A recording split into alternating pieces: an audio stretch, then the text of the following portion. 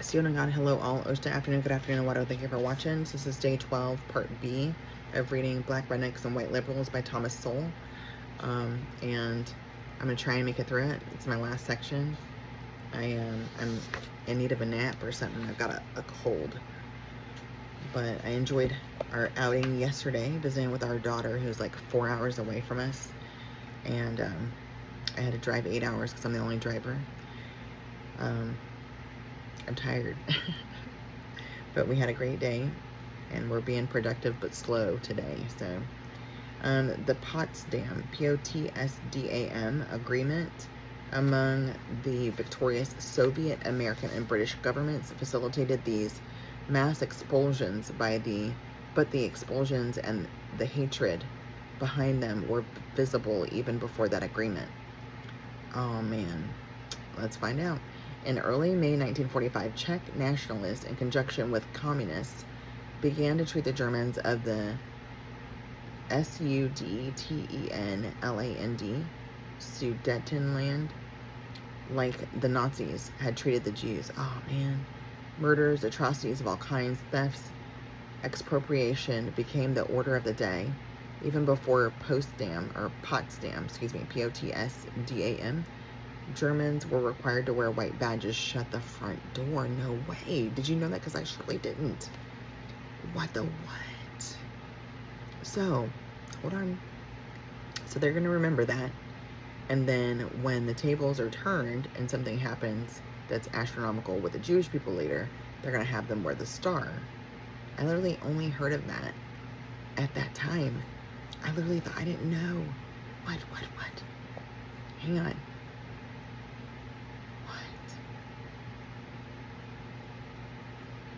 Why do I wear white badges? Okay, I'm just going to read it again because I stopped it. Even before Potsdam, Germans were required to wear white badges, were allowed on the streets only at certain times, and were forbidden to ride on public transportation or even walk on the pavements. Certain types of German property were confiscated, and special ration cards were issued to Germans, denying them goods the Czechs could obtain. Whoa. More than 3 million Germans were expelled from Czechoslovakia. Millions more were expelled from Poland, Hungary, Romania, and Yugoslavia, often under brutal conditions that led to the deaths on a large scale. Whoa. Oh man, I'm definitely making this part of the homeschool curriculum for my son. I'm going to have my hubster join in on that too. I mean, he's going to be reading this anyways, and he's going to be mind blown. We were talking about some of this stuff yesterday on the road trip. Man, he was like, I did not know that. I did not know that. I was like, neither did I. And then there's some stuff that I reminded him of because he had read something or watched something years ago. And I say years ago, we've been together 20 years. You know what I mean? Before me, right? And then, he said he could hardly remember a time that we weren't together, which we're kind of getting to that point, aren't we? Anyway, but yeah, it was just freaking mind-blowing, the conversations we were having. And I was like, hey, take some notes really fast because I would make some videos on that. All right, German culture. In an era when all general characteristics... Thank you for watching this because I know it's kind of probably rough to listen to because my brain isn't in it. It's like my main isn't in it. Yeah, my brain's not in it, right? But I really want to read it because it's so good. I just don't want to read it right now. Okay, so in an era when all general characterizations about peoples are likely to be met with cries of quote-unquote stereotypes, it is especially useful to note the consistency of these characterizations of the same group living in lands separated by thousands of miles of land and water, even in times before modern communications, when people in South America had no way of knowing what beliefs existed in Russia about the Germans living there, or how similar those beliefs were to their own observations about Germans living in South America. The ease with which charges of quote-unquote stereotypes are made suggests that those with flesh and blood people before their eyes have been mistaken more often than observers far distant in space and time, and relying on general presumptions a proposition that lacks even plausibility, much less evidence or proof. Oh my.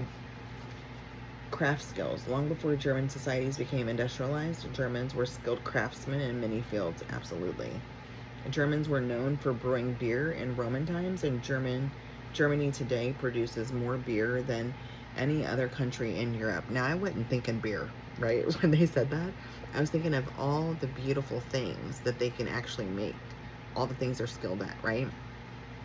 It's really, really cool.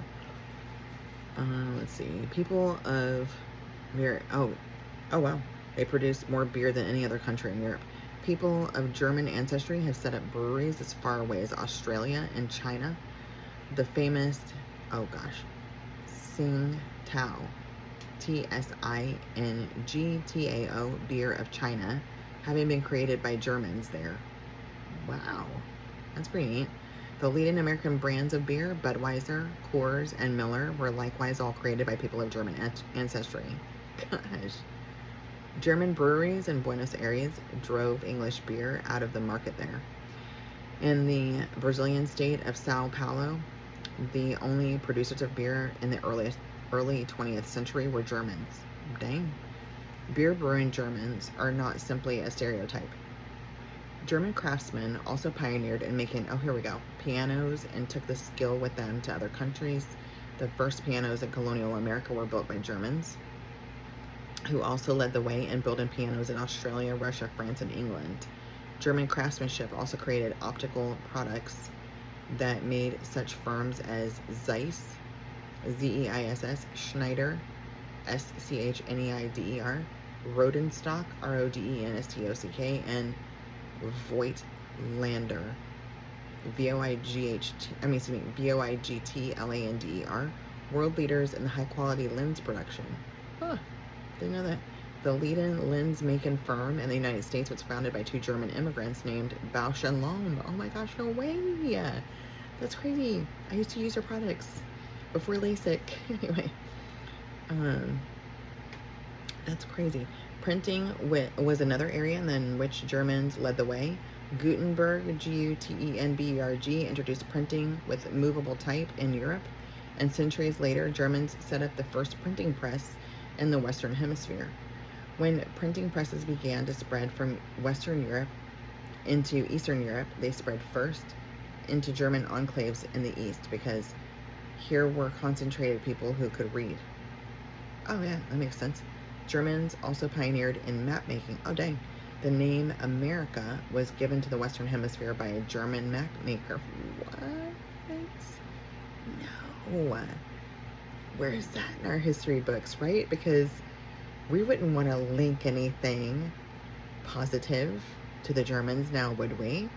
Now, I know that sarcasm is low frequency, but I'm telling you, the way things have gone since at least I've been alive and my hubster's been alive, but even before then, right? They literally want to create this huge divide between certain countries.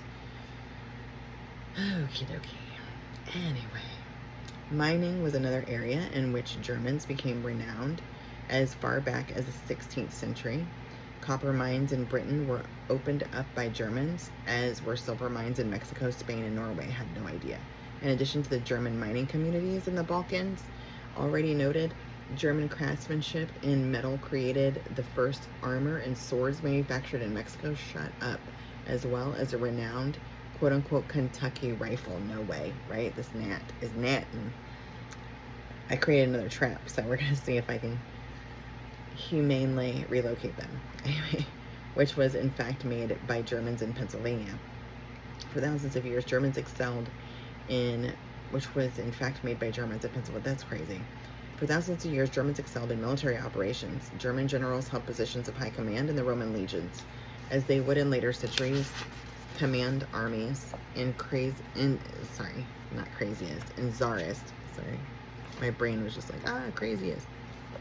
Tsarist, Czarist, Russia, and South America, and in the United States from the Revolutionary War of 1776 to the two world wars of the 20th century, in both of which the U.S. Army was commanded by generals of German ancestry, Pershing and Eisenhower respectively.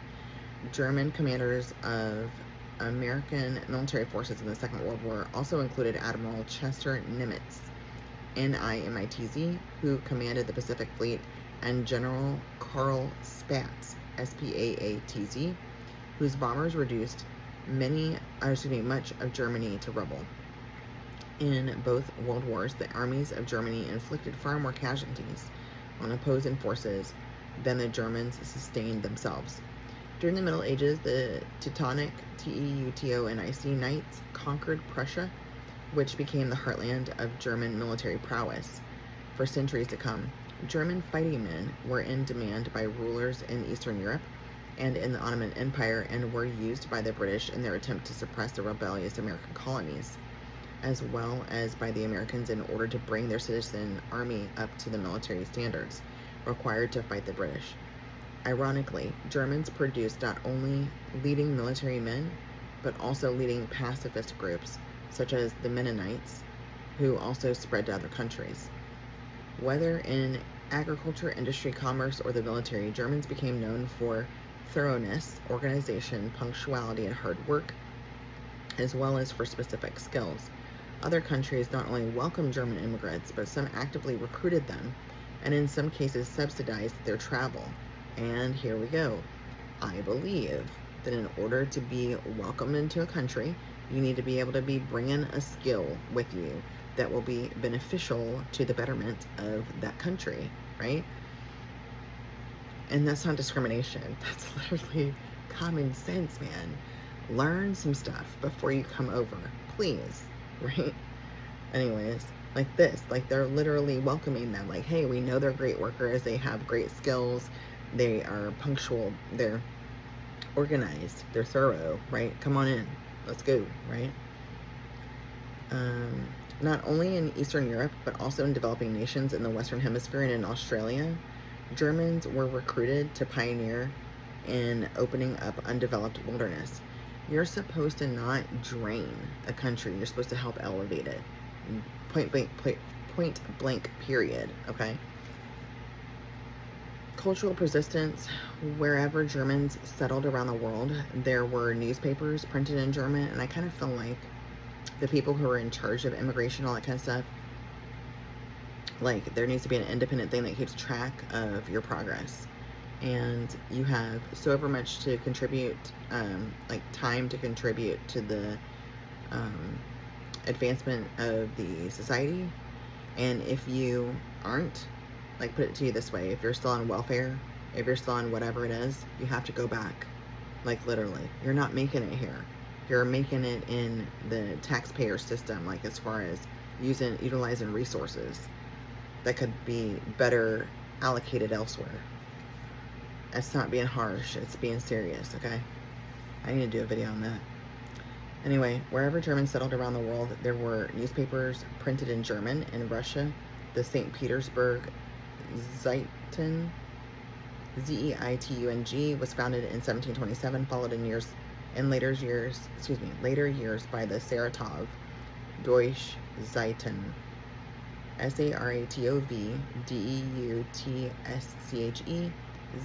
Zeitung, and the German agricultural settlements on the Volga, Volga, and the Odessaer, Odessaer Zeitung, Zeitung, among Germans who settled by the Black Sea. In the United States, during the immigrant era, most of the foreign language newspapers in the country were German. St. Louis had 2 daily newspapers in German as early as 1845, and out on the plains there was an Odessa Zeitung, Odessa Zeitung, set up by German immigrants from Russia who had kept their language and culture intact after settling in Russia for generations and then resettling in the United States. German language newspapers were published daily in 15 American cities with such names as Die New Yorker, Staats-Zeitung. Gosh, that's a long name for a newspaper. The Cincinnati Volksblatt, Volksblatt. The Chicago Abend Post, Abendpost. The Louisville Anzeiger, Anzeiger. And the Deutsche Zeitung, Zeitung, in New Orleans. In Brazil, there were the Santa Cruz Anzeiger, Anzeiger, the Deutsche Zeitung, Dutschzeitung, and the Brazil Brasil Post. Elsewhere in South America, there were the Argentini, Argentinsches, and the rest of it is Tagblatt, Tageblatt, and the Deutsche Zeitung für Paraguay. So Dutschzeitung, FUR Paraguay, Paraguay, among others. In the Australian city of Adelaide, the Australische Australische Zeitung, Zeitung, was still being published in the late 20th century.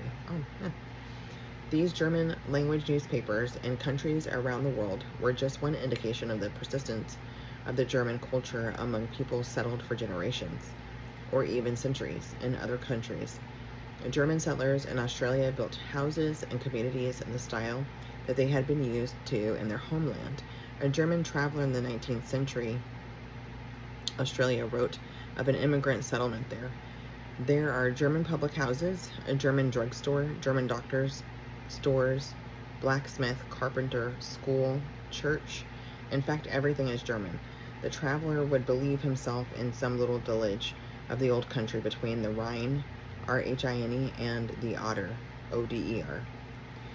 A rural village in Argentina was described this way by a visitor in 1967. I entered the church and heard something I did not remotely expect in the distant place. Traditional German hymns of Holy Week, sung in typical Volga German, Volga German style, in which each voice remains distinct. I looked around. Men, women, and children were in their Sunday dress. Some of the women wore scarves. Beneath them were faces like those of the country people in Germany. In front of the nave, N-A-V-E, the minister was preaching in common German to the parishioners. It was difficult to believe that I was in Latin America, that the ancestors of these people had left Germany for Russia 200 years ago. They carried it on, didn't they? This cultural persistence among Germans around the world represented a loyalty to the particular subculture of the locality from which they had come, not a political loyalty to the German nation. Many had in fact immigrated before there was a German nation created in 1871. A 19th century German community in Australia was described as the recreation of a Salesian, Salesian village in the United States as well. Germans from particular localities settled together and maintained the culture of that area. Frankfort, Kentucky was founded by Germans from Frankfurt, Germany, Frankfurt, and Grand Island, Nebraska by Schleswig-Holsteiners, Schleswig-Holsteiners.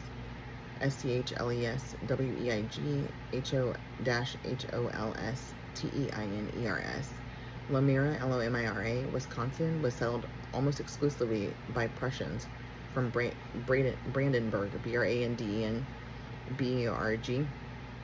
while the nearby towns of Hermann, Hermann, and Teresa were settled by Pomeranians, Pomeranians. Even among Germans who immigrated from Russia to the United States, those who came from the Volga settlements established their own communities in the Plains states distinct from the communities, and those states established by those Germans who came from the Black Sea settlements. Even when they resettled again in California, the Volga Germans and the Black Sea Germans settled separately, the former around Lodi, Lodi, and the latter around Fresno. How long and to what extent the Germans remained culturally separate varied with circumstances. Rural enclaves tended to remain culturally insular, insular, longer and more completely than was the case where Germans settled in urban communities that included people of other nationalities and cultures. Don't go Hanky, Winnie Gachowski, 2 minutes again, love you, minute.